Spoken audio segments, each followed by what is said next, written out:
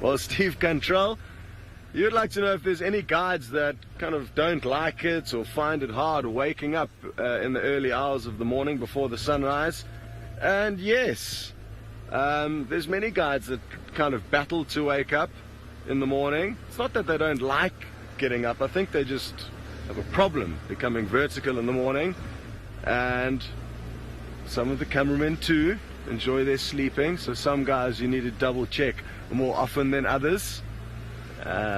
When I started my guiding career, Steve, I actually had some major troubles waking up in the morning, mainly because I'm a deep sleeper, so I just sleep through the alarm clocks, and it actually forced me to leave a camp.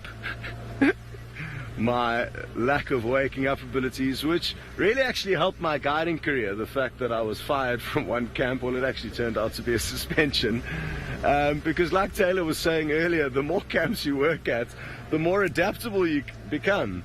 And I just finished my 6 months of guide training, officially became a guide, and I hadn't even worked a full 6-week stint and I'd been fired.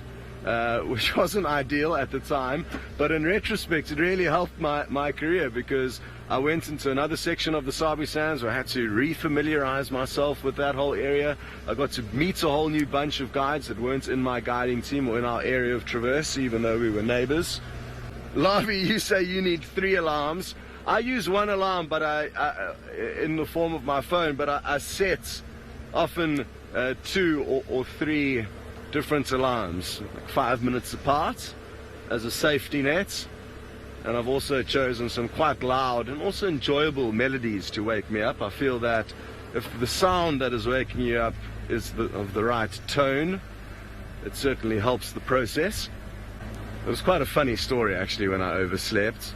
I ended up sleeping in one of my friend's room, who was a guy, and he was an established guide, so he actually had a really big room with 2 double beds in it, and I ended up sleeping in one of his beds, which no one really expected me to do. So in the morning, when they couldn't find me in my room, what they did was they started searching the girls' rooms, and I didn't have a girlfriend at that stage, so it was just kind of like guesswork. And the guiding team literally filtered through just about every single girl's room in the camp and couldn't find me. They obviously started off with the probables, and that must have been funny for them to be like, I wonder who Scott could have hooked up with. Knock, knock, knock, is Scott here? And they couldn't find me. Eventually they did, and then it was a mad rush to try and get to my guest, but I was seriously late. And I remember flying around the corner in the game view. It was winter, it was dry and dusty, and as I came around the one corner close to the camp to pick them up at the turning circle, I saw them being driven out by another guide who had obviously been called in as a backup plan.